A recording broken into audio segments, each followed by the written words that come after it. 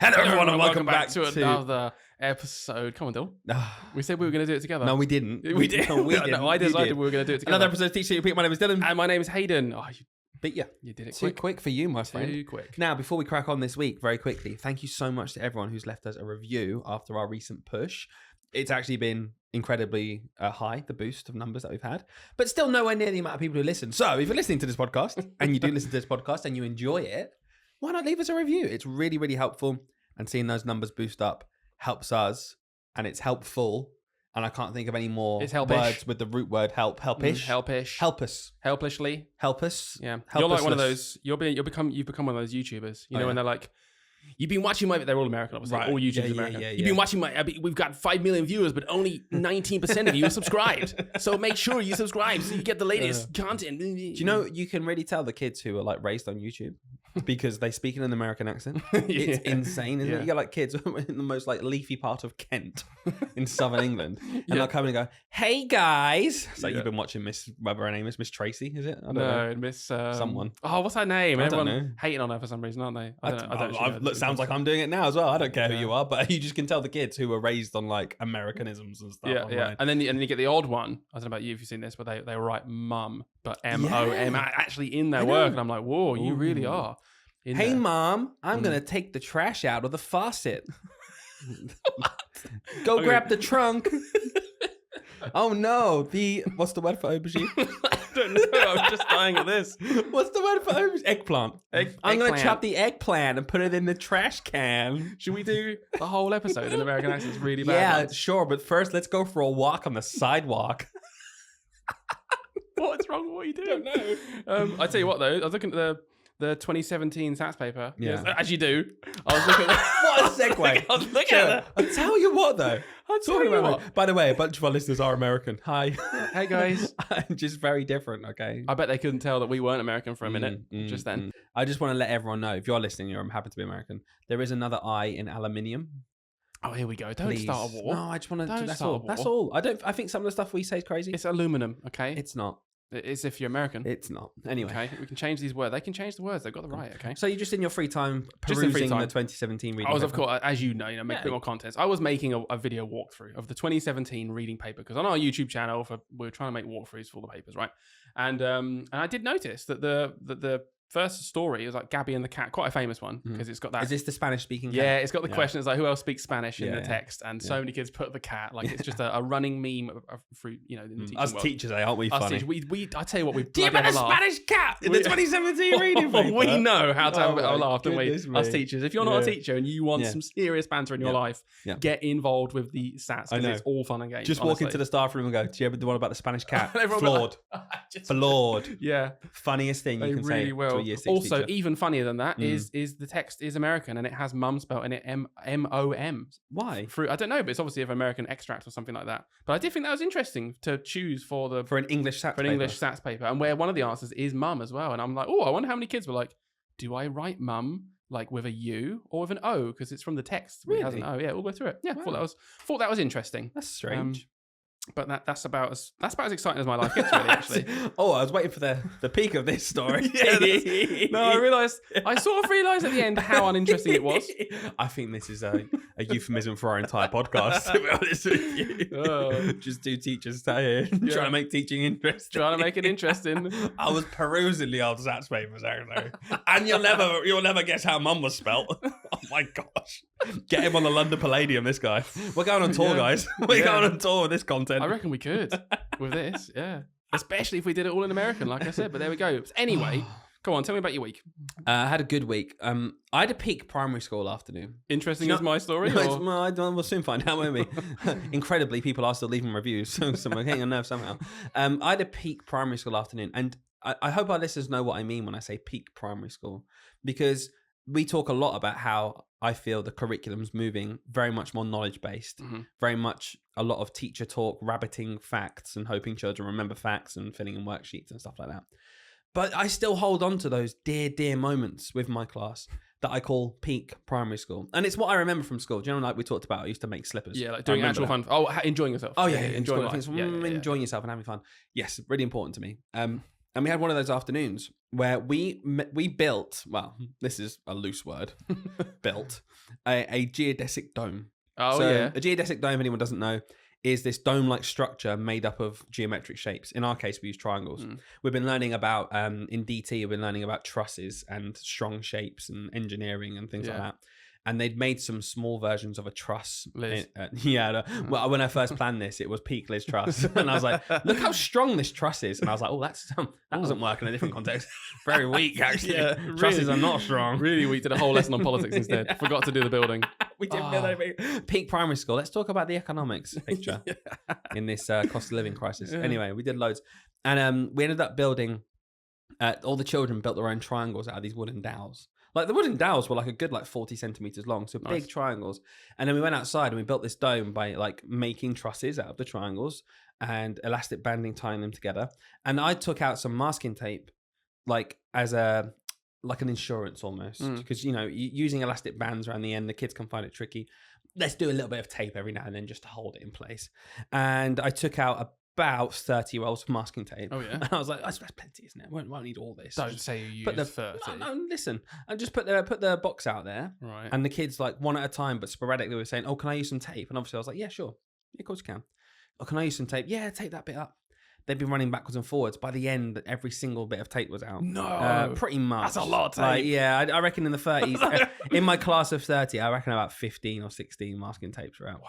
But also, I didn't really keep track of how the kids were taping these dowels together. And these dowels, they were actually going to be reused by the next class. No. So anyone who's been on our Instagram has seen, we made this dome, right? It was really good effort for them because they did it completely by themselves. Yeah. It didn't look anything like a dome, but it was like, it was like, it came up and around. Yeah, and I thought it was amazing in terms of like their actual effort, and they loved it, and they were so like full of perseverance, resilience, teamwork. I was actually really proud of them, and it was pretty much as good as it could have got, really, making a dome with 8-year-olds. I'm surprised it even stayed up. Yeah, it was really, really like good. But then I made this is my real rookie error, right? Whenever you do anything like this, stop early. Yeah. And why, Hayden? Get the kids to take it down, right? Yeah, because obviously having 30 pairs of hands helping with that, even if they're a bit slower than you. It's still much quicker. Oh, it's much quicker, isn't it? Yeah. Oh, no. Oh, gosh, guys, it's 3:10. Let's go in. Don't worry about that. I'll sort that out later. Like, should we help? No, get in. Get in there, kids. Went home, had staff meeting as well. Yeah, right? So had staff meeting on top of this. And then I went outside and I was like, oh my gosh, every single piece of wood is tied to each other. With a hole. For an hour and a half, I was trying to undo tape. It still was about 20% done. Oh my and God. The worst part is genuinely, some might say this is the best part. The worst part was, that was my last day of the week. I was handing over to my job share the day after. And I was like, time for a groveling voice note. Hiya.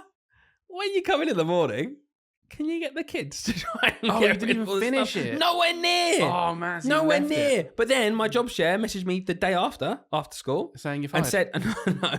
She firstly sent me a message in the morning with laughing emojis saying, FFS, Dylan. Yeah. Because it was just everywhere. I was like, sorry. And then she sent me a message like at 5 o'clock that evening going, almost there, and took a picture. Still loads left. No. It's going to take hours. It's going to take hours. Did she not get the kids to... Yeah. But even with the kids? Yeah, it's going to take hours. It's going to take hours. That's mental. Because they went rap. Yeah, so worst thing. Best afternoon ever during. Best thing I've done with the kids in so long. They were so engaged. They were absolutely loving it.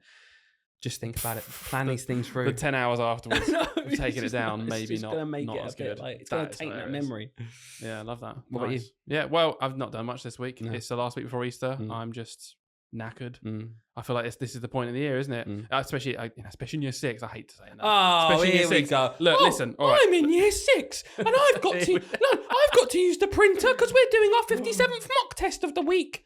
I don't care that your kids have to do learning. I'm in year 6. It's such hard work. All Go right, on, tell me, especially year 6, why you're so tired. Why you're so tired in year 6, Hayden?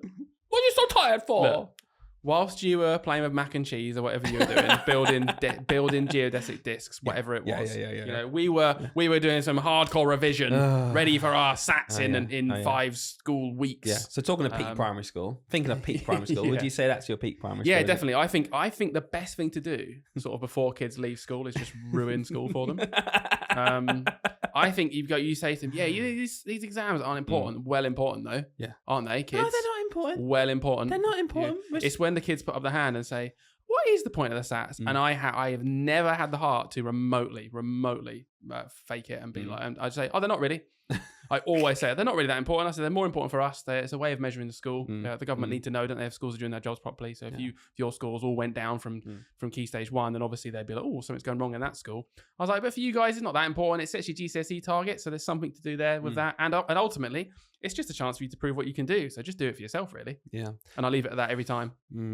It's good, isn't it, that schools almost get rewarded then for completely ruining their broad and balanced curriculum by going all in for these tests and just doing English and maths all and completely lying to the children about how important it is. Like most schools, I'd say, probably do just pretend it's really important so that they take it seriously. Yeah. I don't. But is it? But look. It is important. Yeah, it is. It is in terms of like it is the showing off of the culmination of their learning in English and maths for the whole of the key stage. Yeah, like that is important. That's not. I'm not against saying that. But it's just so disproportionate. Yeah, that's my issue. It's not as important, honestly, as I'd say the average school makes it out to be. That's what I'd bet. I bet everyone overhypes it a bit because obviously we want the kids to do well because it's really important for us as well. So we do overemphasize it, and I hate the idea of. I was a really anxious kid, and I was really anxious in year 6, and I do think part of that was probably because of like. Just pressure of, but most of it I think was probably because I was moving to secondary school and I found that transition hard. But I do think the SATs came into play because it was made like it's really important. You've got to do really well in this. Do you think that there's any legs in the argument that it's good for the children to have some kind of experience with a test when they're in year 6? But the point being, people say they're too young at that point. But the argument I've always seen that I am interested in, don't necessarily agree with it, but it's interesting to me that people say, yeah, but you know what, they can be have that experience in year 6. Then when it comes to 7, 8, 9, leading up to GCSEs, it's not their first time in that high pressure situation. And then when it really does matter more in your GCSEs because that like influences your job prospects, etc. Then it's good to have had that previous experience with tests. Yeah, big time. I'm actually maybe I've come across too harsh on the SATs. I'm not anti-SATs. Well, I thought you said we should get rid of SATs. Well, I think there's an argument for it. But I'm not like super pro anti-SATs, and I don't tell the kids this is stupid, this is pointless. Yeah. I think there's a little bit of it. Sometimes I say to the kids as well that exact thing. I'm like, oh, this is good practice. You know, when you go to secondary school, I also think it gives kids something to work towards. Not all kids like that. I think we need to understand that not all kids care about working towards a test, but for a lot of children, it is a chance for them to show off what they've learned. They've been working hard. Is it good? I don't know. It's a tricky one. You don't have to like everything that's good for you.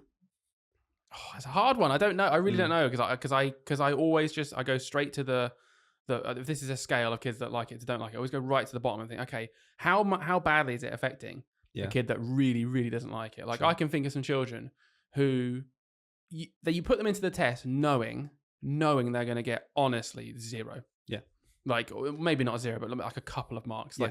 Like ridiculously lower than average. You're not learning anything. You're not learning anything new. You knew that all year. They've done all 3 mocks as well. You know, whatever you're doing across the year. It's just, I find it's a little bit ridiculing for some children. That's where I don't like it. And I know you can disapply children. And we've done that in the past at our school. You know, you can disapply children from the test based on almost like compassionately of like, we know where they are. Like, this is just, I'm not going to waste 3 days of their time. And they sit there feeling like they can't do anything. Like it's kind of horrible. So I always think of that part. I always think of the extremes. And I think of those children who are like, they've worked so hard, and for them, they're like, this is a way, this is something I've been working towards this. It's given me a goal to work towards. I can prove to myself, to my family, to my teachers, whatever, like how much I've learned. And for them, I'm like, oh, it's great for them because they really want to do that. And like you said, it's got some other pros, like you are gonna sit exams in life whether you like it or not. You're gonna do it. So it is good to practice. It's a very hard conversation, and you know, we've had mini conversations about it before. Maybe we should have a proper conversation about it another time. I don't know. It just, to me, I see the benefits of doing a test, right? But the problem lies with the administration of it and, you know, the way that schools see it, in my opinion. It becomes laser focused on the children who are likely to be between bands of level. So I don't know, you can tell me more being in year 6. I feel like the hyper focus, those children who we know aren't going to score very well and we know are going to be put through this incorrectly, in my opinion, I agree with you. Yeah. They don't even get the target then. They don't even get the teacher's full like push because we know we can't move them. Yeah. So the school are like, no, focus on this band of 15% who we want to move, who just happen to be in this like cuspy area. I think that's where it all just falls apart to me. Yeah, it starts breaking apart the point of education, right? Yeah, definitely. Because it becomes because of the test rather than because of the individual. Disproportionate amount of support goes towards the kids who we think might might be close to passing rather than to kids that need the support. Completely. It's not about the kids that need support. It's about the kids that we can get. And it's not even about the kids that need support. It's not about the kids, full stop. Like, it shouldn't really matter where you are on that spectrum. Data. Yeah, it should just be about progressing you as an individual, no matter where you're at. And not all schools are like that. I actually think there's a lot of schools in this country, just from talking to teachers over the years, where their school really is aligned with, no, we don't even like the SATs. Like, we don't even take it that seriously. We have a holistic approach. I don't know how many is though. I've probably not many, but I've definitely spoken to multiple teachers from different schools where they're like, oh yeah, our school really just like SATs are just like low down on our list. It's like, we get the data, we get whatever. We know we're here for the kids and their experience. I'm like, yeah, that's probably how that's how it should be. But then that school also gets slandered and slated for the SATs for schools not being good. But then the next cohort might be a cohort that are just more academically gifted and get better anyway. Yeah. And then you start drawing false comparisons of, well, this year we did that, so it must be better. It's just down to the kids. I guess on this chat then, there's a big talk online at the minute about SATs boosters, about children doing extra work to boost them as like interventions almost for the SATs. Yeah. And I guess we've spoken about how clearly we disagree that they're maybe being taken out of different lessons to boost this. Yep. And we think that's wrong. We're not going to rehash that conversation. But a big discussion point at the minute online, I've seen a lot of posts about this on forums and stuff, are teachers talking about being expected to run them. So being expected to run these SATs boosters, potentially even at the weekend, during half term, which is coming up, or even after school. So we're not talking about taking out of other lessons now. We're saying literally extra stuff. What have you seen? Well, Dylan, I'm glad you mentioned this because I was actually going to bring this up, but there was a Facebook post that I commented on the other day. It was just someone asking, like, should we be expected, like, as teachers, should we be expected to do boosters outside of directed time? So in other words, all of those things you just said, they're like after school, before school, whatever, for no extra pay. Yeah. Like, so it's like overtime, but no extra pay. And it's just like but the kids need it. So that kind of thing. Should we be expected to do that? It's not in the directed time allocation. And I commented on it, basically just being like, no, like obviously not, like, not even much of a comment. Like, what? No. Well, I think the person posting kind of knew the answer, right? Yeah, probably. They just wanted a bit of backup. But unfortunately, and this is why I talk about this stuff, right? About consistency in schools and how like that lack of collective action is like the death of teaching, is why it's in such a dire state, right? Because the range of comments, and there were like tens and tens and tens of comments on this, went from someone saying, no, it's not expected, but I want to do it because I want to support those less confident children or whatever like that. Like a really sort of like well, you should do it because it's the right thing to do for the kids, all the way to, what are you talking about? No, this is the problem. In what other job would people work for free? All the way on that range. And that to me is the spectrum. Yeah, martyrs. Yeah, of course I do, because the kids need it. All the way to absolutely not. It's not my contract. And I'm like, cool, there you go. There's a problem, because in some schools there'll be more people like that. Some schools there'll be more people like this. No consistency across the schools whatsoever. It's just a mess. I think it's a mess anyway. What do you think? I think it's really tricky. I completely agree. I think it's a complete mess. I think the expectations are all over the place. I saw a comment on, I don't know if it was this thread or something similar, because it's out there a lot at the minute, from an ECT, who was almost in the middle and basically said, oh, our school expects this. Should I not be? Is this wrong? Yeah. I've not really put much thought into this. Right. There are the people in the middle who kind of don't even think about these things. And I think that's a big reason why I want to talk about them. Big reason why we did a podcast. Big reason why we push all of these things about the contract. Yeah. Because I think knowledge is power.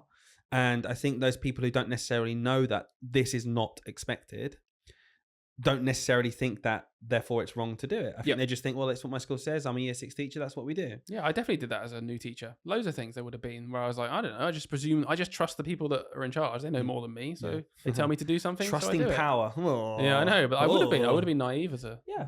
I don't know. I want to go back to that comment you mentioned about the person who said they want to support the other children. Yeah. I was going to read it again. Okay. Yeah, go on. Not expected to, no. But I want to do it to support the less confident children. Now, slight devil's advocate here, but there is an inkling in me that does think this. What world are we living in where saying that makes you a bad person? We're living in a world where that gets used to gaslight another 300,000 teachers into doing the same thing. Okay. That's what we're living in.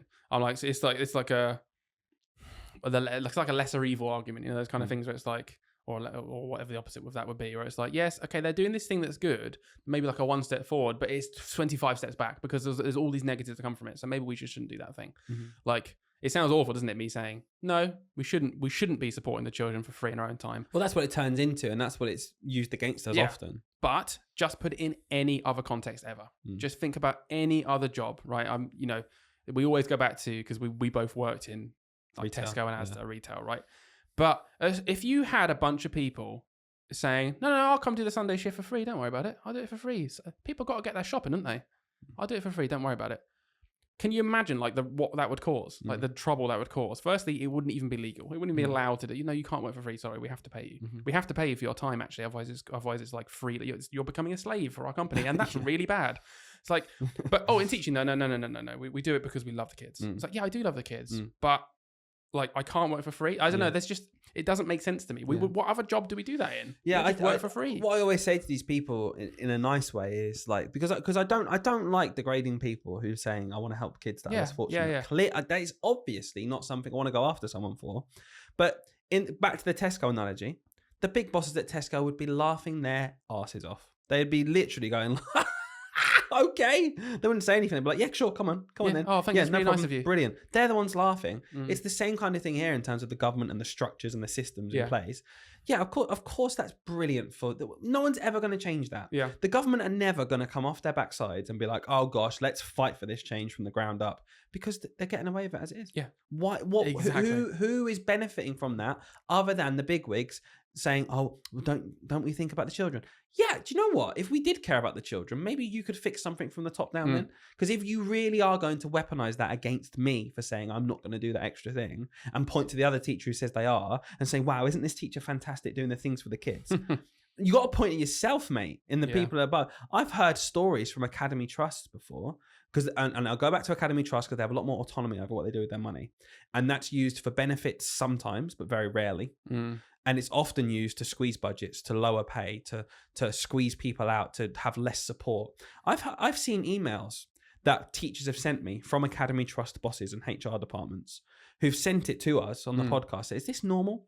And the HR department have said, hey guys, moving forward, we're not going to be able to get any cover in anymore whatsoever. So we cannot pay for any cover whatsoever. So if a teacher is off sick, what will happen is we'll have to combine you with your paired class. So when a teacher's off, one teacher will now have 60 children in their class because, guys, simply, we cannot afford it. And they signed off in the same email saying, and let's all push together on this because we all care about the kids. Basically saying, you're going to be okay with having 60 kids in your class because we're all doing it for the children. Yeah. Really glossing over the fact that you as HR, in representing the person who's in charge of this Academy Trust, who's on hundreds of thousands of pounds a year, who's created multiple tiers of roles in that Academy Trust above all of the schools to push pens and papers and be the CEO of rulers and taking all the money out from the top, have then said, but it's for the kids, right? So one teacher is 60, you're going to do that, aren't you? It's completely flipped backwards. And it's these people, bloody lovely teachers who want to do the best for the kids and help them out as much as possible, who unfortunately are peddling that narrative that it is us who've got to pick up the slack, and it is us who are the problem if we choose not to, because we then don't care about the kids. No, I'm sorry, guys. There comes a point where we have to say, no, I'm a professional. This is a job. Do not expect stuff for free. Yeah. And it's hard. I think I find it a little bit harder when someone is using it to be smarmy as well. Yeah, it doesn't always happen. Sometimes people are just being genuine. They're like, no, I just want to help kids. Like, I don't care if you guys do or don't want to do it, but I just want to do it regardless of pay. I just want to help the kids for these few weeks before that SATs, go over it, whatever. And I'm like, okay. It's the people that say, yeah, what do you mean you're not doing that? Do you literally not care about the kids? I do. I'll be doing them for weeks. In fact, I'm doing it on the weekend this weekend because I actually clearly care about the kids more than you. It's those people where I'm just like, you need to get in the bin because you are like, it's just like doubling down. Do you know what I mean? You're making other people feel bad about it, and you're setting a bad example, really, based on everything we just said here of like, we are just, as a profession, we are walked over. Like it is literally a joke. Yeah. We are walked all over more than any profession that I know of. Yeah. Maybe other public sectors are the same, but well, I think most other public sectors get paid for overtime. It's such an insane thing where we're asked, can we get paid for overtime? And I've had a conversation with someone this week who basically was like, that's not realistic. What? Paying for overtime? Yeah. What? Paying me for the job that I'm doing. we need to talk about capitalism if this isn't realistic. Yeah. What are you talking? If it's not realistic, don't tell me to do it. Yep. There's no other movement here. Yeah. If it's not realistic and there's no money for it, guess what? You're not getting the labor. Yeah. That's how jobs work. You insane person. Yeah. I'm not going to do it. And you're right. It's because when people say, I do these groups because I care about the kids. again, like I said earlier, you don't want to stop someone from caring about the kids. But as soon as you say, I do the groups because I care about the kids, you are saying that if you don't do it, it's because you don't. Yeah. And that is completely wrong. And I've always said this, if you're going to be the person to go above and beyond and do extra, I was that person once, by all means do it. Yeah. You have to be first in line to defend the rights of other people to not do it. I agree. I'm going to finish this little segment by reading out another comment just to make it really clear. That was one comment you read out. Here's another comment on the other side of the spectrum, and we'll let you guys, think about where you sit in the scale. Someone else said, no, and the people who do it are part of the problem. In what other professional job would people basically agree to work for free, which is essentially what we were saying. So there we are. There were, people other than us sitting out in our podcast having a chat who have very different thoughts. Some agree maybe more with what we sort of say, some on the other side of the spectrum. Where are you on that spectrum? Let us know what you think about that one. So you personally, Sats boosters outside of directed time? No. Sats boosters inside of directed time when it replaces something else? Still not a fan, but it's better than the other first But option. it's in directed time. It's in directed time, so you can be direct and get on with it. I don't agree with it more. I think I've been directed to do interventions that I don't necessarily think I want to. Exactly. I've done them for my whole career, in all honesty. Yeah, exactly. So that's a different conversation. Because we're an employee. yeah. But outside of directed time, it's like, no, that's just like a step too far. Absolutely. Cool. Anyways. Right, we've got Charlie. Really looking forward to chatting with Charlie. Charlie came on previously, episode in the 80s. 89, I think. 89, there you go, beating burnout. And we didn't quite get the chance to cover food. Now, again, Hayden and I, we talk about it a lot with Charlie about food. It's this weird relationship that I think a lot of people have, especially teachers, especially in the staff room. You walk in, you're trying to start my diet on Monday. You walk in, there's a lemon drizzle cake on the middle of it. Yeah. Just Can't one piece. Resist. Really looking forward to this chat. So let's dive straight in, shall we? Let's do it. So we're back with Charlie. Now, Charlie, returning guest. It's quite an accolade, We obviously really loved talking to you last time. So just very briefly, how are you getting on? I know, because we posted about it, your book has been released, Healthy Habits for Teacher Life. How's that gone down? How's that reception been? What's it been like? It's been absolutely mental. Honestly, it's just so surreal to have something physical.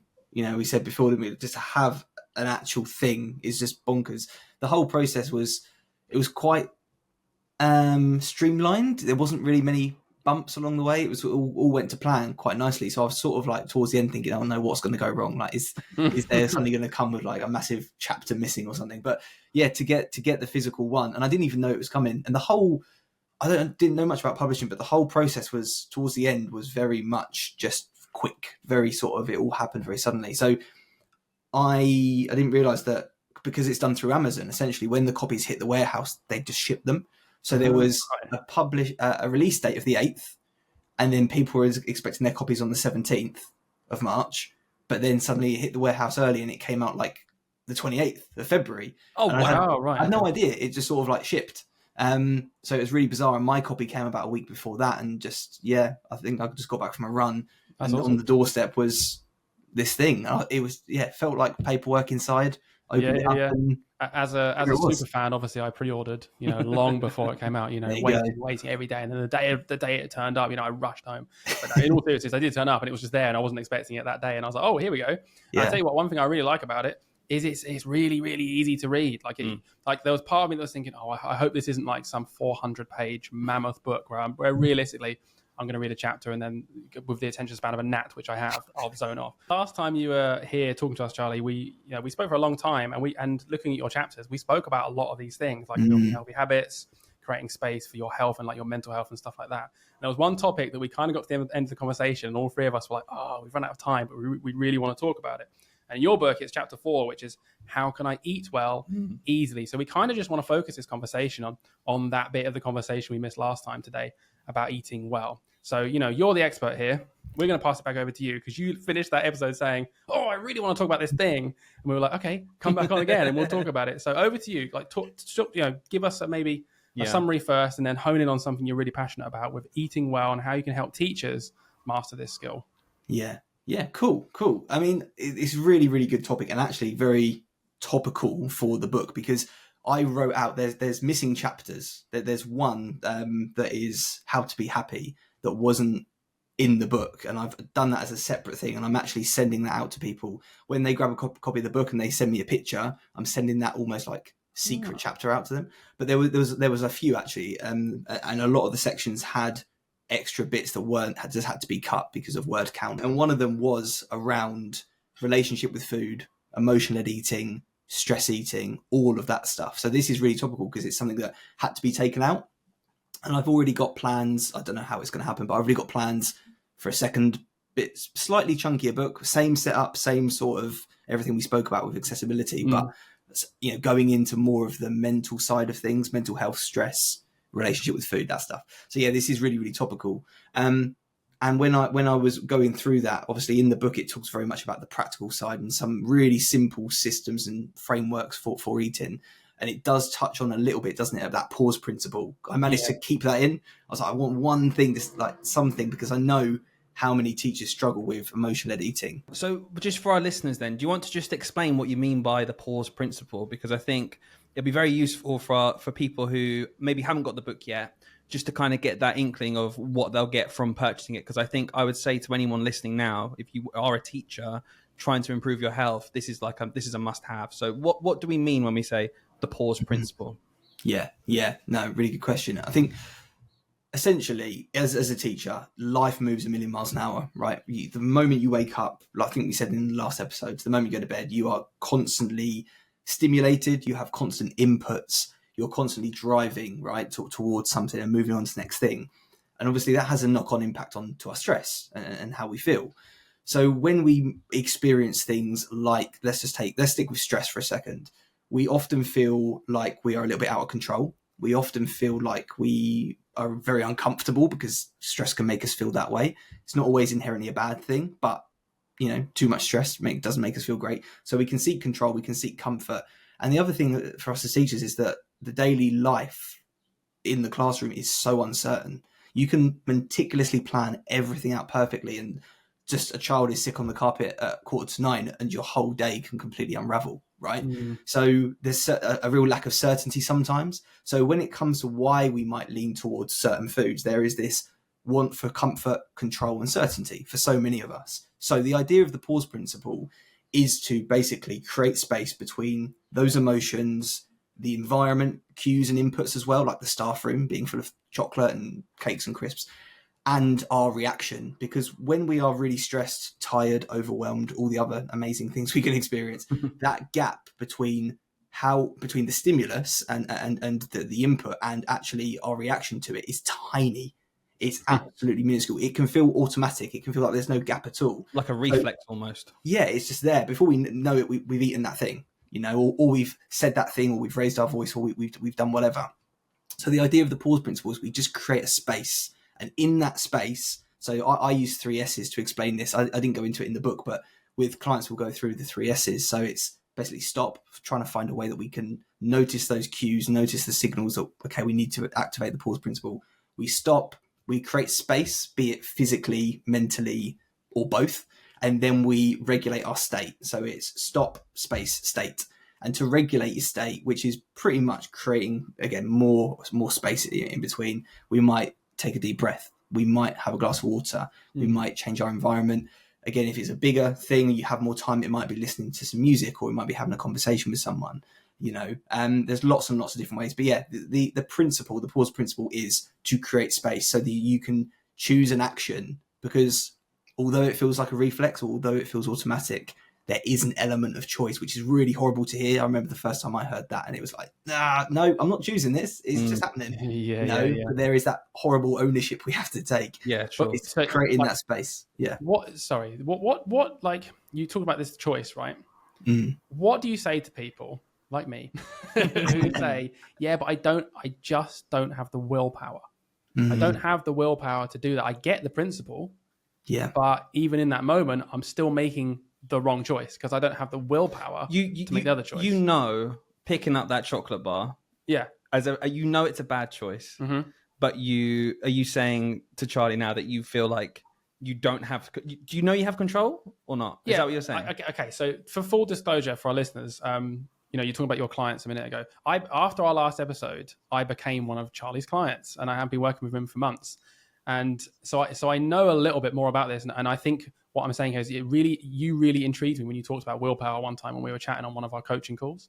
So I kind of want you to like give a bit of this wisdom to our listeners right now about like what willpower is and how it's not just black and white, like you either have it or you don't.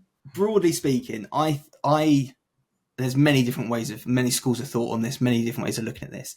I like to think of willpower like a muscle, right? If we think about it, just use that analogy. Think of it like your bicep. As teachers, you are using willpower, whether we think of it as like your cognitive resources or your patience, or we think of it as like discipline for another word, whatever. We're using that again from the moment we wake up. If we've got kids of our own, we're trying not to raise our voices. We're trying to keep the house calm. We're trying to get them to school on time. And then we get into school and the photocopier's broken again. And we're trying not to punch it and scream at it. And a colleague comes around the corner and trying.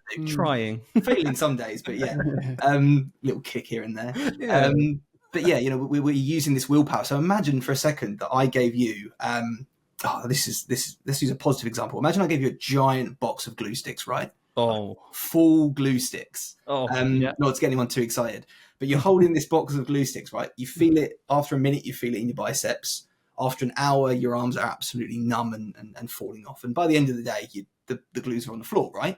Everyone's all the teachers are scrambling around like animals trying like hungry hippos, but for glue sticks. Yeah. Same sort of thing with your willpower. So you're engaging that willpower muscle. The great thing though is that although yes, by the end of the day you get home and you're absolutely exhausted, we can talk about other factors like hunger and stress and things as well. We're absolutely exhausted. Your willpower, you've diminished that willpower. So yes, by the end of a working day, if you're not used to practicing it and training that willpower, which we'll talk about in a second, in like a progressive way, yes, you're exhausted by the end of the day. However, just like a real muscle, if you go away and you rest and you focus on your successes and you kind of work on it, I'm trying to keep this analogy going. It's failing a little bit now. But you give it the nutrition, right? You give it the nutrition, you'll rebuild that muscle. You'll come back stronger. Same thing for willpower. But when it comes to our willpower, and this is a big part of our coaching, isn't it? That it's often drawing your attention to your successes, and it is looking at, okay, what went well? And really it's building up trust and confidence in yourself to be able to make those difficult choices when you need to. So yeah, that's just a little bit more about willpower. It can be trained. We can think of it like a muscle, and sometimes that can help. But if you are used to going into the gym, if you're used to not picking up anything heavy, and I take a 20-pound dumbbell and put one in each arm, of course you're going to drop them and you're going to feel rubbish. You're going to feel like you failed. You're going to feel weak. And that's often what we do. So when we're talking about repairing relationship with food as well, we often throw ourselves in the deep end, and we basically do the equivalent of giving ourselves a 20-pound dumbbell or 20-kilo dumbbell. We feel like we failed. We feel weak. We feel, what's the point? I've got no willpower. I'm going to give up. Yeah. And we reinforce that spiral of negative self. What would you say the typical equivalences when it comes to eating and dieting fads? What would you say the typical equivalences are to picking up the 20-pound dumbbell? What are the kind of things people do where you typically see them? You've worked with a lot of people where it's like, yeah, it might work for a bit, but it's probably not going to work for very long because it's too heavy. The dumbbell's too heavy. Yeah. Oh, there's so many. There's so many examples. I've done it personally, just to, whilst maybe we're thinking of some examples. I've literally done this before where, full disclosure, I think I have a terrible relationship with food in general. I think a lot of people can admit that, but then struggle to do the next thing. So I've gone through these phases before I've spoken about it on the podcast where I gave up sugar, as in cold turkey. Like I was like, well, I've convinced myself I have this control, but maybe I don't. Maybe I'm addicted to sugar, and there's no science behind that. There's nothing behind it other than I'm justifying why I behave this way. And then I've moved myself to thinking, so what I need to do, I need to go cold turkey. Gave up sugar, which in many ways improved my health because I wasn't eating so much bad stuff, but it in many ways wasn't a good choice because then I was obsessing over the food I was eating. And then as soon as it stopped, I fell off the cliff because I was doing all or nothing. Unsustainable, isn't it was completely unsustainable because I couldn't then have a bit. As soon as I had a bit, well, I've broken this. What's the point? And then I fell off that train again. So there's one example, that no sugar. Okay, well, that's good for some reasons, but it's obviously not good long term. Yeah. What do you think about that? Yeah, I think, I'm going to park that for 1 second because it's such a good topic. And actually I might say some things that you don't expect me to say about that because there's utility there. There can be, we can use that really well. But yeah, examples of picking up that 20-kilo dumbbell, I think saying to myself, I'm never going to work in the evening, never ever again. And as I said last time, I never want to tell people what they experience. I never want to tell people what's going to work for them. I'm just offering suggestions, and you can use it like a menu. You pick and take what resonates with you. Some people do say, right, I'm never ever going to work outside the school building, and they never ever do. And that is awesome. I got to that point, but it was a journey to get there. Going cold turkey, I tried it and never ever working outside school just made me super stressed out. And I had to gradually, graded exposure, which is a cognitive behavioral therapy technique, gradually building it up.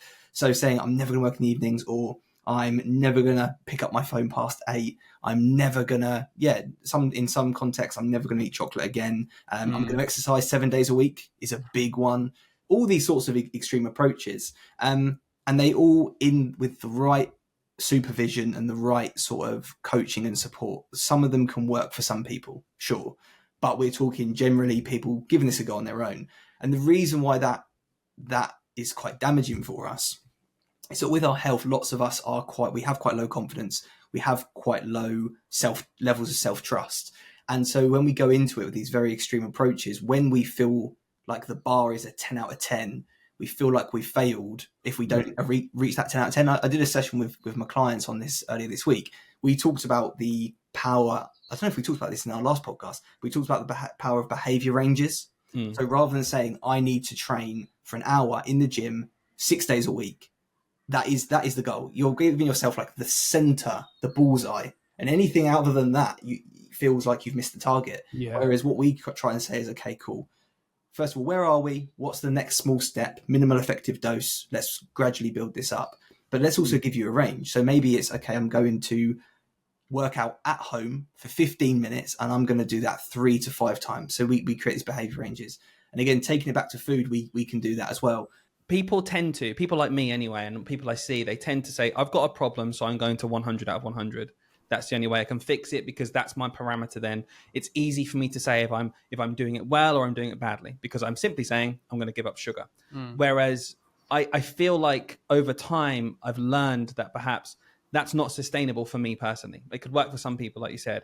And this idea of success being a scale almost, in terms of it's still better if I have some sugar-free days and some on, because that's still better than where I was. And this idea of these small steps being a force for good, because I, like I said, gave up cold turkey sugar, and it did work well for me for like 3, 4, 5 months, genuinely. Like I lost some weight, I was more healthy, I was eating the right things through that choice because I was choosing fruit and vegetables more because they don't have any processed sugar in them. But it didn't work long-term for me, because I fell off that wagon then, and it was either 100 or there's no point doing it. So it's just more of your thoughts on that process, and me feeling like I need to be the best I possibly can be with my food, else there's no point. I'm just fine. I'll just eat 5 cream eggs in a row. Yeah, maybe you can talk about, like, you put it in your book, and I know we spoke about it, and maybe we can talk more about our actual coaching experience. I think it might be good for our listeners to have a real life experience. Like I have used Charlie for months, and you talk a lot about, and you put it in your book, optimal. Like it's the scale of optimal to not optimal. Yeah. So maybe you can talk about that in regard of what Dylan's talking about. I was a guest on a podcast no, it wasn't. That's a lie. I'm a guest now. I was interviewing someone else this morning, Dr. Bernadette Dancy, about stress and things like that. And we were talking about how as teachers, we quite often like an answer. We like a right answer. We like a box that we can take, particularly for year 6, like how much better is it, like right and wrong versus like, oh, have they done this? You know what I mean? Yeah. Maths versus reading. It's easy to mark, isn't it? Yeah, we love it. We just love that. We love that black and white nature of stuff because it does make life easier. Unfortunately, with our nutrition, with our relationship with food, it isn't black and white. And we're living through an age now where, again, not to blame social media is amazing. We met on social media. We build our platforms. We help people through social media. It's awesome.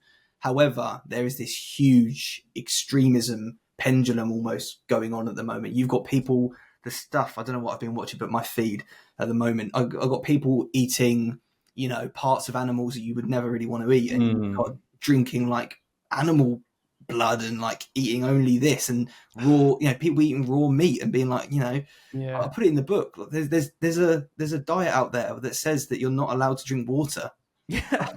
What? So, Charlie, what I'm going to do quickly, to break this conversation up, is I just want to read from your book, if you don't mind. You said, as I write this, I just paused to search the word diet on the internet. So this just basically sums up what you just said, and this is what came up, like you said, on social media, online. So here's a few of them. Bread is bad. Is your cereal killing you? Only eat like your ancestors.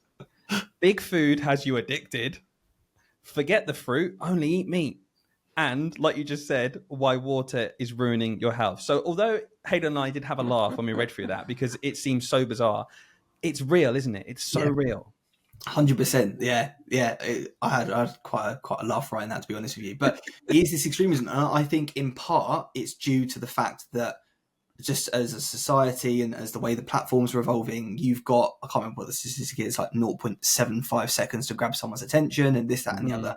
So everything is very polarizing, very extreme. And as always, with almost everything in life, the grey area in the middle is probably where you are best placed. Yeah. Which takes us back to that, I often refer to it as less optimal to more optimal. That I call it the spectrum mindset, because rather than it being, we know that no food has morals. It's not good or bad. I had a conversation with a client about this morning. Because you eat a piece of chocolate, you are not a bad human being. You are not inherently, your worth doesn't decrease. You don't have this number above your head, and every time you eat a piece of chocolate, you lose 10 points. It's not how it works. Food doesn't have morals. It's just a composition of carbs and sugars and fiber and calories and all the rest of it. So spectrum thinking, this way of approaching nutrition is, for whatever your goal is, and just to further complicate it, you've got different spectrums for different parts. So you might have a physical health spectrum, your mental, your social, your emotional.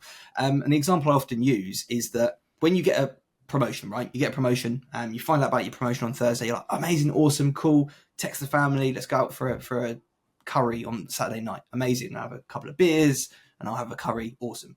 That is, in a way, emotional led eating, but it's just we don't think of it because it's a positive emotion. And you could argue that, okay, going out for a curry and having a couple of beers, is it super duper optimal, like perfected, hyper performance, alpha wolf? Like, is it that level of awesome? No, it's not. Like, you're eating quite a lot of, oils, and you're having a bit of alcohol. Okay. But it's lovely though, isn't it? But it's lovely. And you are there. So on a physical health spectrum, okay, it might be slightly towards the less optimal side. Cool. But also, we don't just eat for fuel. We eat for fun. We're human beings. Yeah. Once upon a time, we sat around a campfire and we exchanged stories and songs, and we ate meat and berries and whatever else we did. So although it's maybe not super, super optimal for a physical health perspective, you are more than just the body you're in. Yeah. For your social, emotional, and mental health, going out for that curry might be the best thing you can possibly do. It always is. It always is. Going out for a curry is the best thing I can do. Yeah, for you. There's something that is different about a curry out versus a curry cooked out. Oh, it's so true. You're so right. Good. We're trying to organise one now at the minute, and I'm gutted every time like someone can't do it, and I'm just like, I want to go right now because it's the best thing. You've hit the nail on the head. This is, and I think what your coaching does really well in this book, it gives people almost a pat on the back to say, don't worry. Yeah. Don't worry about that. Build it in. We can improve things in many ways, and you going for a curry, enjoying it with your mates and having a great time is not worth beating yourself up over, because we can make other small steps. And it is that small step mindset, which I'm really coming around to, that I need to convince myself to actually do now, because I agree with you. It's the best way forward. Yeah, 100%. And I think with that as well, we've got to really be honest with ourselves, because when we look at the world, again, not to bash on social media, but when we look at the world online at the moment, it's not real. First of all, it's not real. And you see people eating and moving and sleeping and living their lives in a way that that's probably their job first and foremost. They're likely through affiliate and brand schemes and whatever else, they're likely to earn money, so they don't need to go to work. When you look at people like Dwayne Johnson, he takes a huge gym everywhere he goes. Yeah. He has personal chefs, and often we do look at these people. We do sometimes compare ourselves. But when we're looking at that, we need to think. The question to ask ourselves is what I'm doing for my physical health actually having a net positive or a net negative on my entire health? Because we are seeing a massive increase in eating disorders, but also disordered eating tendencies. So, for example, I've never experienced an eating disorder. I haven't been diagnosed, but I remember many years ago when I first started coaching, I did a photo shoot, and I absolutely experienced disordered eating tendencies, and we're seeing numbers, you look at the statistics. I won't pretend to know what they are off the top of my head, but they're alarming. I did a post on this recently. You look at the statistics of personal trainers and coaches who have eating disorders or disordered eating tendencies, and it's through the roof. There's essentially a term that means that we are very, very controlling around our food. and we have to be super specific, and anything other than that causes us a lot of anxiety, a lot of stress, a lot of overwhelm. And you've got to ask yourself, if your food is causing you to feel anxious, is it a net positive for your health? And that's just the question I'd ask anyone. That is such a good point. I feel like and feel free to you can reflect on our conversations if you want to, but like I feel like just when we spoke, one of my biggest criticisms of everything is that I like chocolate so much that not having it in my life is a net down. Like it's a net loss, because I'm like, yeah, oh yeah, I'm healthier and my mental health's great. Well, is it because I can't eat chocolate? Like, and I know it sounds almost ridiculous, but I reckon there's a lot of people that resonate with that, where it's like, yeah, the reason, the barrier to me dieting is that I am miserable when I'm doing it, and it's like, oh, I'm healthier, like I'm gonna live a bit longer because if I keep doing this forever, my body's gonna be more healthy, but I'm miserable. So I really like you talking about that net gain. Do you know what I mean? It's not just about that one element, which is why I think, Dylan, like when you've done your no sugar, I think it's why you've given up after a few months, because ultimately you're like, oh, this just sucks because I can't, like, because I've gone all or nothing. I can't have anything I actually enjoy, and eating is something you enjoy doing. I do. I really do. As do a lot of people. Some people have like got the genetics from the gods, and they're like, oh, food is just this thing. It's just this sustenance that I can completely control. Yeah. Not me, pal, and not you. That's such a good point, because there's a massive, and we don't talk about this. Like, you look at the study of sort of obesity in larger populations and things. Very rarely, I mean, you never see it on social media with fitness influencers. No one talks about the genetic component. Like, some people genuinely are more predisposed to hold more body fat in certain areas. You see even a gender difference there as well. Some people are genuinely, through fluctuations and how their brain deals with things like dopamine, genuinely have more addictive personalities and might find things, regulating certain things more difficult. Some people genuinely have a sweeter tooth than others. Some people have you'll see some people have like almost like weirdly optimized hunger levels, so they'll have a rice cake with fish. Have you ever seen that video, fish and a rice cake? Yeah, fish and a rice cake. They'll have a bit of frozen cod and a rice cake, and they'll be like, oh, I'm stuffed.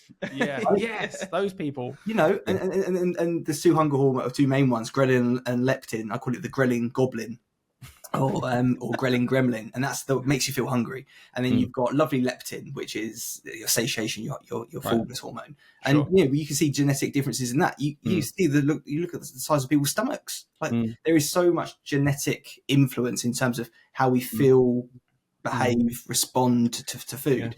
And also you got all your conditioning and your upbringing and all that other stuff. But one of the things I really like, your personal touch to this approach, what really helped me get over a bit of a barrier with the all or nothing mindset, which is something I'm very like stubborn with, was that, okay, well, let's look at doing a number of days per week where you have what you want, but other days you don't, because it's still a reduction. And I found that was a really good alternative to the classic one, which I can't do at all. And everyone at work says this, everyone in my life says this, which is, oh, just have a bit less. Just have one line of your chocolate bar rather than eating the whole thing. Then you've reduced it every day. And I cannot do that. I can't and do someone that. else might. So loads of people clearly can, because it's really normal for people to be like, oh yeah, I just buy a chocolate bar and I'll just have one line tonight, one line the next night. And I'm like, nope. If it's in the house, all I'm thinking about is I'm going to go and eat that whole thing. And I will every single time eat the whole thing. So being able to do a mini all or nothing approach for me really works. It was like, no, it's all or nothing on a daily scale. Okay, I'm waking up today. Today I'm not going to have sugar. But tomorrow I'm going to, because we're going out and I'm going to have a pudding. It's going to be not lovely. But that did really work for you, Hayden. As someone who's like outside of this coaching that's been going on about eating and stuff, I'd spend days with Hayden. I'd come around and I'd bring something like, here you go, we can share this. Here's a cream egg, classic thing. Bring around. And Hayden would say, no, not today. I'll save that for tomorrow.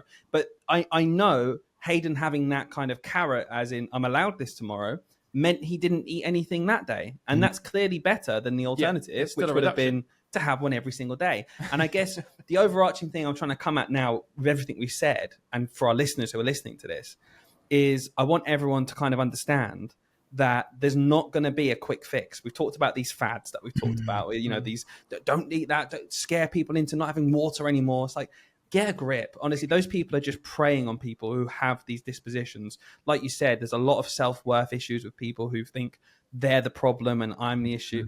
And I guess what I want our listeners to get from this, and I think, Charlie, you're explaining this really well, if maybe you could just summarize this idea of, if a teacher's listening to this right now thinking, I've clicked on this because I think I have a bad relationship with food, it's not a self-blame game. It's a what will work for me game. And that's, I think, where your book comes in so handily. With anyone reading it, they'll reflect on themselves and say, will this work for me? I was writing something about this earlier, about this idea of compassion.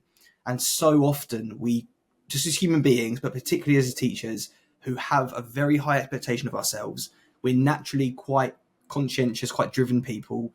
Sometimes we want to do really, really well for other people, and there can be an element of people pleasing, and that can come from multiple different areas we can maybe talk about. But we can be people who very much try and shame ourselves into change. We try and guilt ourselves into growth. If I can make myself feel absolutely terrible about myself, if I can stand in the mirror and pinch and pull myself apart, I'm going to have the motivation, there's a key word there, to change. And we try and make ourselves feel so terrible that we are forced into change. And that almost never, ever works, because you're relying on this dark energy, and it's almost like holding on to this hot piece of coal. And in the end, you're just the only one that gets burnt. So I love to look at, it's one of my 3 core values, just personally, but also with what I do, my coaching: connection, compassion, and commitment. That compassion, and there's 2 types of compassion. There's comforting compassion, which is saying, yeah, you know what, you need a night off, like put the laptop away, get an early night, have a bath, light a candle. It's that classic self-care stuff for most of the time. But there's also constructive compassion, which is us saying, no, you know what, I need to do this work, and it's hard, and it's going to take me a while, and I've got to book if you've got a coach, maybe I've got to book in a coaching call, and I'm really busy. This is that constructive compassion. This is you saying to yourself, you know what, no, I matter. Like, this is important. I'm going to do this for myself. If you've been thinking, approaching, eating a certain way, dealing with stress using certain coping strategies for maybe 10, 20, maybe even 30 years, right? We've got teachers out there who've been teaching 15, 20, 25 years, that maybe the chocolate, the wine, maybe that has become a bit of a coping strategy, which again, it works. We wouldn't do it if it didn't work. It's just the net negative of what we talked about. If you've been doing these things for such a long time, you've just got to cut yourself some slack and say, you know what, it's taken me ages to get to this point where this is so literally embedded, wired in. I need to give myself a year to unpick this with some help. Or what do you think about advice on the internet? That's not even advice really, but when you just Google something like, how long does it take to break an addiction, or how long does it take to change a habit? There's generally, when you look it up, there's generally like an answer of like, and it might say like, oh, it takes 6 weeks to change a habit. Do you know what I mean? So what's your opinion on those kind of ideas of like, oh, this is how long it takes a human to change their behavior? Because you've just talked about people might have habits for like 30 years. And in my head, surely there's a difference between, or just people in general, depending on some factors like that. Yeah, absolutely. I did some research into this when I was writing the book. From what I found, it's typically anywhere between like 30 and 365 days. It's a huge range. Let's talk about breaking a habit, right? If we want to break a habit, one thing that we often fail to do is replace it with something else. So it's the whole Indiana Jones swap, right? I think it's Indiana Jones, right? Like, if you're going to steal something away, I think of that, of one of us doing something. we definitely you've got to replace it with something else, because otherwise there's this void. There's so much we could talk about. But then in that void, I found when I've done that before and I've said, nope, not doing that anymore, that void just makes me think of that thing. Like, you've almost got to distract yourself. Like when I did my no sugar, I keep going back to this because I think I can hold on to that I've done. I spent so many more hours thinking about sugary food than I ever have in my life before. There's a really, it's got a name. I can't remember what it's called. But it's, if I say to you, don't think of a pink elephant, like most people without thinking of a pink elephant. The thing with food is obviously we have such a connection to it. Like, I think about having, baking a cake. I think about being in my nan's kitchen, big bowl of batter, definitely not good for your stomach, and like eating all the leftover batter out of the raw eggs and the whisk, and like you're just getting rid of all the whisk stuff. Getting all that out. That's what I think of. So I think of a Victoria sponge. I think of my nan, and I think it makes me crave a Victoria sponge. I'm salivating now. Like, it's brilliant.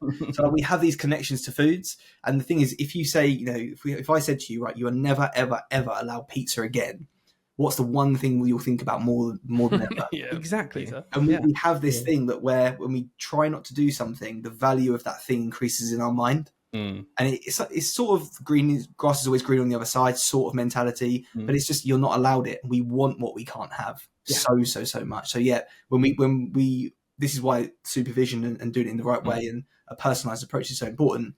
Because if we do try and do it alone, or we try and do it without a bit of a strategy, we say I'm not allowed that thing. The value of that thing shoots up in your mind, and that's all you can think about, and it preoccupies you. Maybe I need to say that I'm not allowed vegetables, and that'll make me really want to. I'm not allowed vegetables. Yeah. Oh no! It's really It turns out it's the most successful time you've ever done it. I've done it for years. Oh, it really worked this time. You write a book about that, but you'll be a millionaire. Yeah. So bringing it to thinking about our listeners now, because I think I'm getting obsessed with just thinking about me and also talking about all like the It's meta. not like you, just think about yourself. That's weird. Yeah, I'm talking about me and like our coaching experience. Oh, Dylan, it's not all about you, isn't it? But just think about the listeners. Like some people might be listening right now thinking, okay, this is all cool. Like, this is all good. It's good to know about the science. Good to know about this sort of metacognition, all this level and stuff. But maybe they're facing their own challenges, and it could be similar. Let's just say it is sugar as well, because that's quite a common one, isn't it? Where do they start? Because this is like the biggest bit, isn't it? They're thinking, okay, this is cool, but what do I do now? Like, okay, so I'm not going to do all or nothing. I'm not going to just quit everything. Do you have any approaches? I'm not saying quick fixes, because that's just like we've established that doesn't exist. But starting points, perhaps. Do you have any approaches that you would recommend, or as you call them in your book, commandments, like little things that people can start doing to change their habits or replace their habits, perhaps, alongside things like the pause principle, like you mentioned? Most people, when they're facing this situation, they have a very low opinion of themselves related to this thing. I mean, right? If someone really, really struggles with chocolate, they're going to feel like they can't manage it. If someone always leans on the bottle of wine, they're going to feel like they can't manage without that. So related to this thing, we're going to have quite a low opinion of ourselves, and we're going to think, right, I can't do this. What we need to do first and foremost, we need to start building trust. We need to build belief that we can actually do this. Because right now, if someone's listening to this and this is ringing true, you're probably completely convinced that you're just broken. And I hear it. It genuinely like breaks my heart. I've had so many coaching calls. Coaching calls usually end in tears. We'll get on, and this will be the first time potentially in their lives they've ever admitted some of these things. I say admitted like it's something they should keep to themselves. Absolutely not. But it's the first time they've ever shared these things with people. And it actually makes me upset, because there's so many people out there who are in such a bad place with how they feel about themselves, their relationship with food, how they're managing their stress. And when we have that first call, you can just you see people's belief on the floor, but just in pieces. And the first thing we want to do is find a way for you to see some success. Like no matter what it is, we need to get some wins in early doors. So something like the pause principle can be a really nice place to start. And obviously in the book, there's lots of frameworks about how to approach nutrition. A really nice one, again, generally speaking, no matter your goal, is that 5-3-1 framework, which is, right, each day, I'm just going to try and eat 5 plants, 5 fruits and veggies, right? Just a palm size, just to start with, palm of blueberries, half a carrot, like whatever. I'm just going to try and eat 5 plants, try and get protein at each meal, so 3 portions of protein, and then one thing that I enjoy every day. And again, that's about making sure that relationship with that food stays positive. You're not increasing that value. So I think that would be a really good place to start, just to set us off. Right, 5-3-1 method, 5 plants, 3 bits of protein, one food I enjoy, and then we can start to move that person. So they're starting to build success. They're starting to feel successful. Cool. I'm starting to do something positive. We haven't talked about stress. We haven't banned anything. We haven't put food, really, really rigid food rules in. We've just started setting them up. Pause principle will be a great next place to go, but just because we're just starting to create that space around that food. And again, we want to practice that with very, very low pressure, not low standards, but very low expectations of ourselves, saying, right, if one time this week I can practice that pause principle, awesome. Like, that's fantastic. I've achieved that. Or going back to behavior ranges, 1 to 3 times this week, brilliant. I can do that. And then we can start to build this up a little bit more. And then I talk about something called the 3 Fs. And there's lots of different models of the 3 Fs used by lots of different people. But I like to think about it as, how do I feel before I eat that food? How does that food feed the emotion? And how can I find an alternative? So this is a longer term strategy. When that person reaches for that food, to stick with that goal, that aim, when that person reaches for that food, we need to, by using that pause principle, create a space where we can go, all right, hang on a minute. How am I feeling right now? Like before I pick this up, how am I feeling? And there's a really good framework called HALTAS, which is halt as in stop, and then I put AS on the end. Am I hungry? Am I angry? Am I lonely or bored? Am I tired? Am I anxious? Am I stressed? Because those tend to be the 6 emotional states that we often will end up using a coping strategy to manage. Because go back to earlier, we're seeking comfort, control, and certainty. So where you can, and again, you don't need to be perfect with this, you don't need to do it every time. Can I just identify how I feel before I eat that food? Brilliant, cool. I'll go ahead, I eat that food, brilliant. But I now know a bit more about why.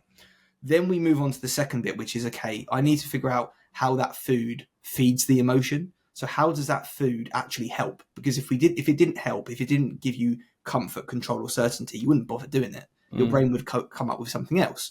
So we need to figure out what that food is giving us. So how do I feel before the food? How is that food feeding the emotion? How's it helping? Yeah. Once we've established that, we can then think about what alternatives we can then start to incorporate. So if that food gives you a sense of control back because your whole life just feels like a whirlwind and it feels like you're in the eye of the storm 24/7, you just need to control something. Okay, cool. How about sitting down and doing a mind dump of everything that's in your head to give you a bit of grasp and a bit of control back? How about going for a quick walk to get a breath of fresh air, or for 60 seconds and using that to ground yourself and get that sense of control back? How about giving your desk a quick tidy to show that you've got control of your physical environment?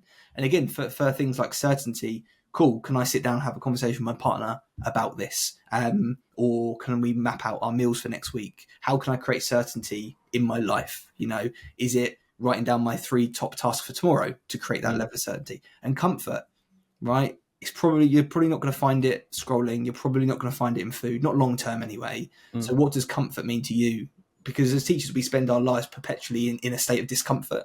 We're stressed, we're overwhelmed, we're overworked, we're constantly uncomfortable. So naturally, you're going to come home or you're going to go to the staff room at 3:30. You're going to seek comfort. So how can I get that comfort into my life?